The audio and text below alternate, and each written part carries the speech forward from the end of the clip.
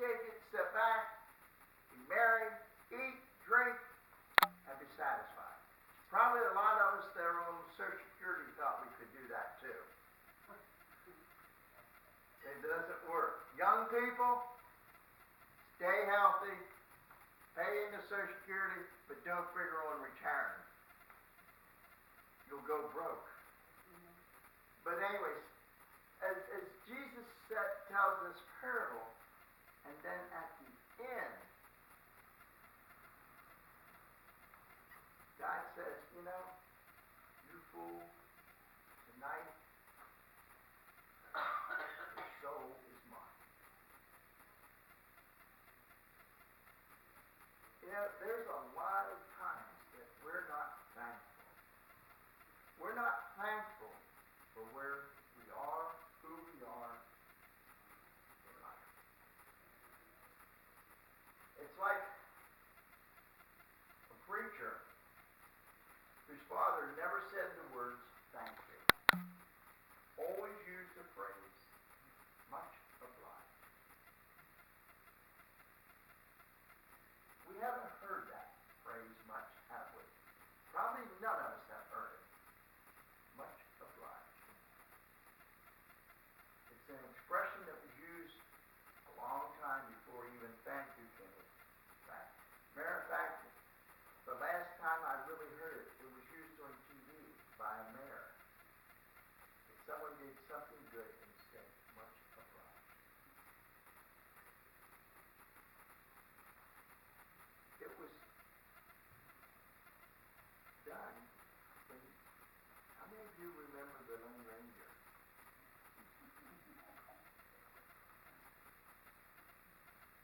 The Lone Ranger caught the robber, brought the money back that he stole from the bank, and gave it back to the mayor, and the mayor says, much obliged. That's when the last time I heard it being used. You know, the word to be obliged means that someone has done us a favor, and therefore we are indebted to return that favor. Actually, someone's done us a favor, so we're committed to return that favor. So next time you hear that word, you know what it means and you know what it is. You know, I think about this 12th chapter of Luke, and as Jesus went through that chapter as that parable, in our world today, in our society, how many times do we hear thank you? Well, most of all, you're welcome. What's the phrase we use when someone says thank you? Uh-huh. Yeah. Okay.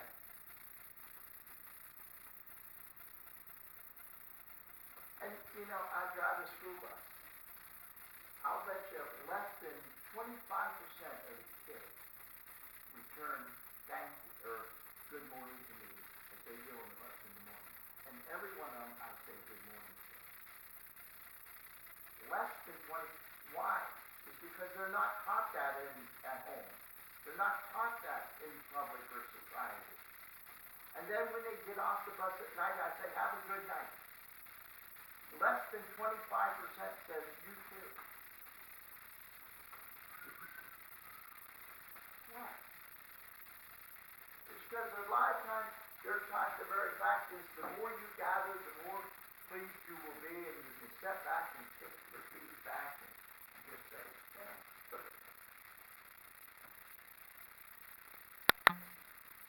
We are blessed in many ways. In Luke 12:31 it says, seek this kingdom and things will be given to you as well, or where your treasure is, your heart will be also.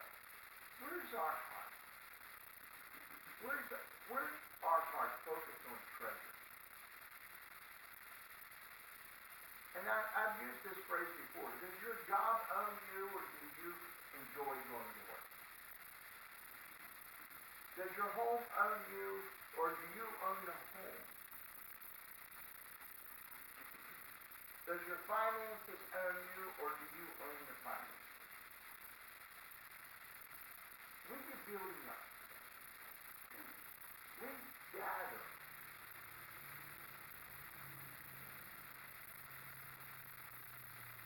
You know, where your treasure is, that's where your heart is. In 1240, it says you must be ready because the Son of Man will come at an hour when you do not expect him.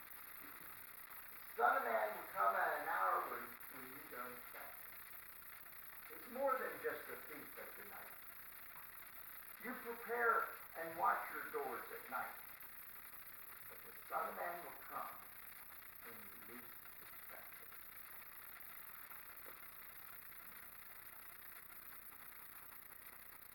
So where's your heart going today?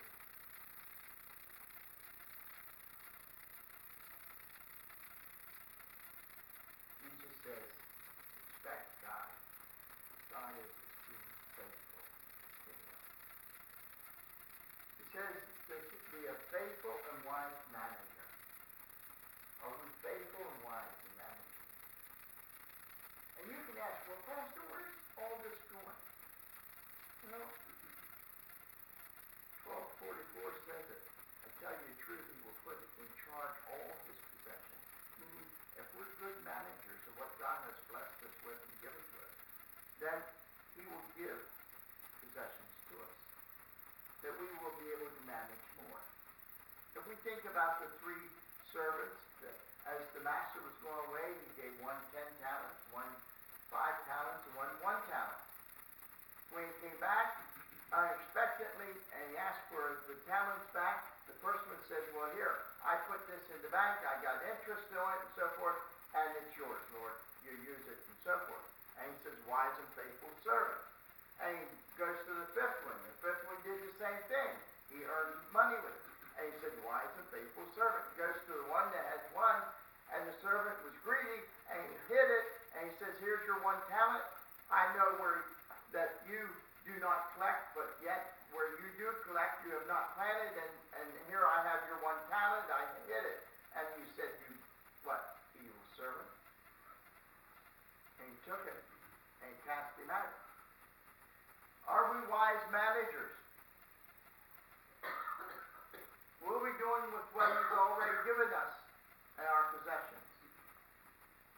In 48 says, for everyone who has given much, much will be demanded. From the one who has been entrusted with much, much will be asked. See, where are you going? Well, I think, first of all, we have been blessed as a bountiful land. We have been blessed with a bountiful land. You know, the very fact is that, you know, each year we're reminded about this time of what's going on in Haiti, Africa, and other parts of the world and so forth. And do you know that every 3 seconds, a person dies of starvation? That means this morning, my friends, while you are sitting here, 2,000 people will die of starvation.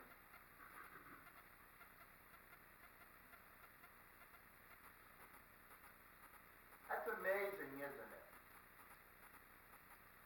God has given us a land of plenty. How many of you have empty refrigerators? Now, if you have teenagers, you expect an empty refrigerator. I mean, we have teenage grandchildren, and when they come, our refrigerator is empty. Of course, when they come, they expect Nan and Pap to have their refrigerator full for them. But think, while you're sitting here this morning, 2,000 people will die of starvation. We have been blessed. God has blessed us as a land. He has given us a land of plenty.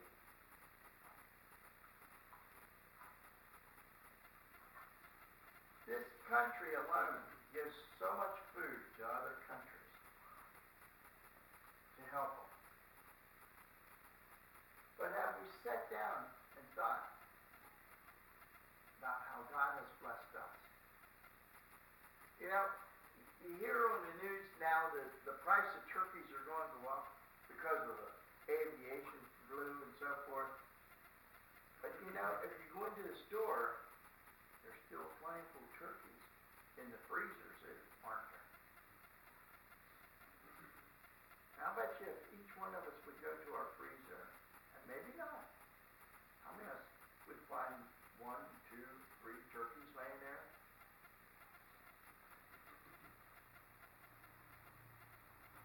And we're saying, oh, when are we going to fix these?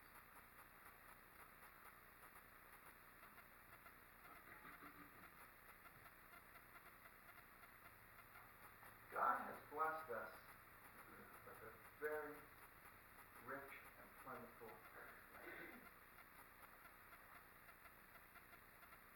You know, we live in a land of plenty. We've been given. Therefore, we are much obliged. Secondly, we've been blessed with freedom. We've been blessed with freedom. We can pick and choose where we want to work, what we want to do. We can pretty much pick and choose what school we want to go to. We can pretty much pick and choose who we want to spend time with, who we don't want to spend time with. We have freedom. We can pick and choose whether we want to go to church this morning or not. We've been blessed with freedom. We've been so blessed by our forefathers with freedom.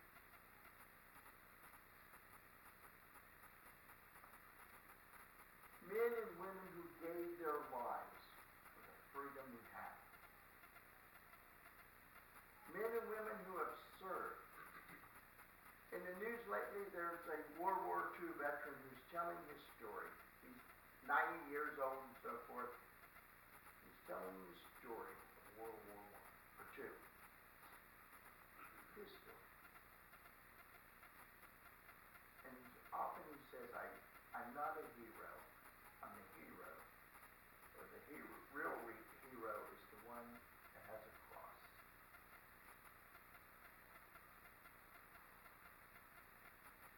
Those who gave their lives, our forefathers gave their lives for us to have what we have. Are we really committed in keeping that freedom so our grandchildren and our children and our great-grandchildren will have the same freedom that you and I have today?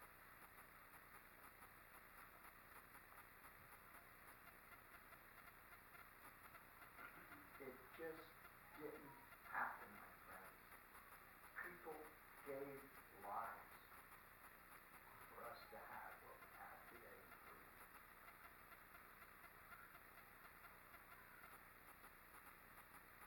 We used to say, God bless America.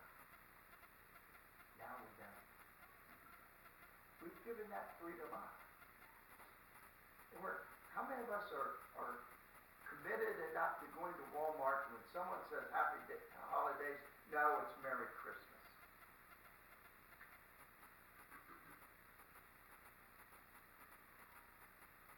We're so blessed with freedom. Thirdly, we've been blessed as a church. We've been blessed as a church. I can think back 5 years ago as I came to be your pastor when he asked me to be your pastor.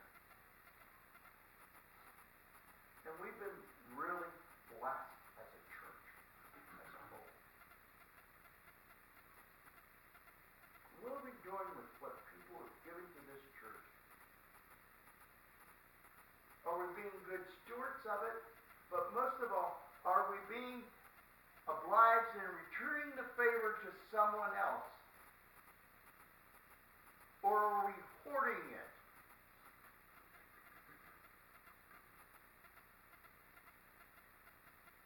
And watching 2,000 people die of starvation.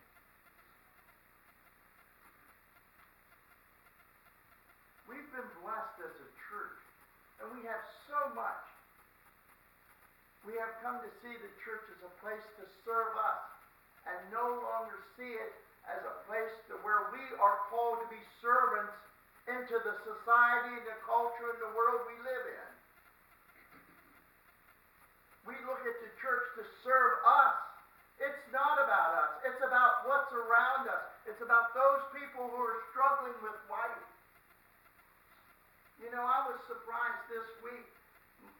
The web page or the Facebook page that I have set up for this church, 153 people listened to my sermon last week alone. And that happened on Monday alone. Our world is hurting. We've been blessed as a church. What are we doing?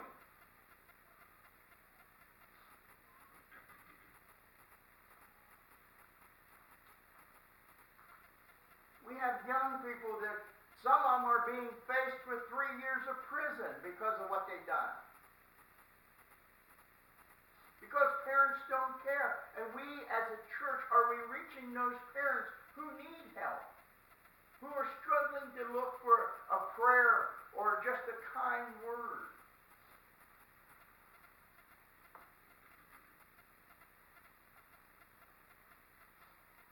Fortunately, we've been blessed with the good news of the gospel. We've been blessed with the gospel. We have the freedom to take this book and take it wherever we want to take it. And to share the gospel with others. We have that freedom to reach out with the gospel, the good news. You see, I'm obliged, and so are you. We have been obligated, just as the prophets were obligated, and the apostles were obligated, to receive the good news, but most of all, to hand that good news out, to give it to people, to help them to understand the truth. But we keep silent, don't we? We keep quiet.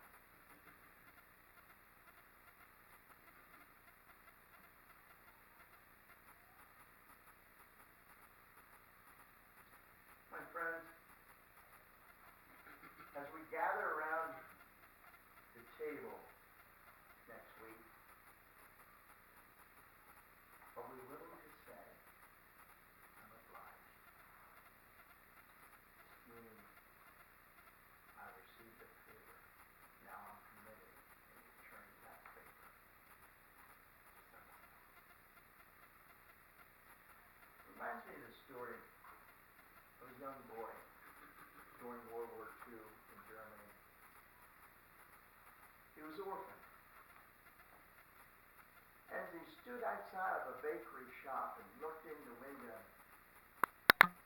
and the hunger started in his stomach,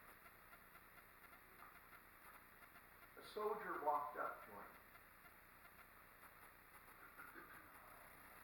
See, the Nazis, or the German soldiers, the one that ruined his town, took everything they could.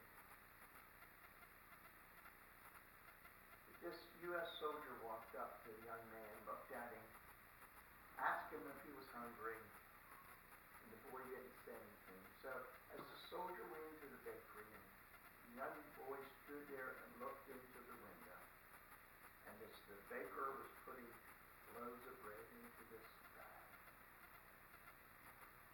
the boy became even more hungry.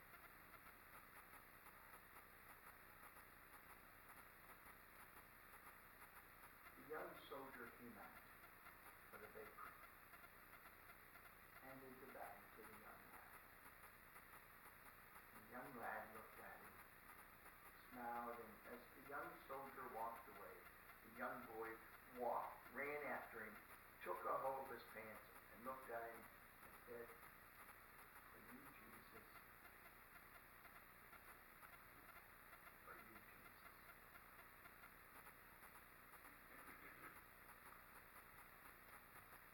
I'm obliged. Let's pray.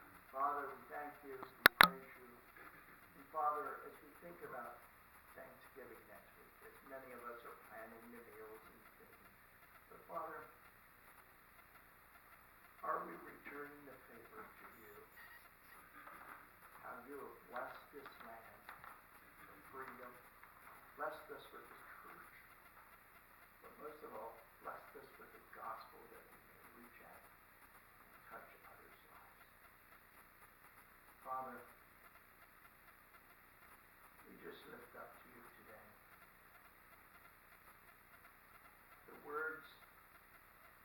may flow.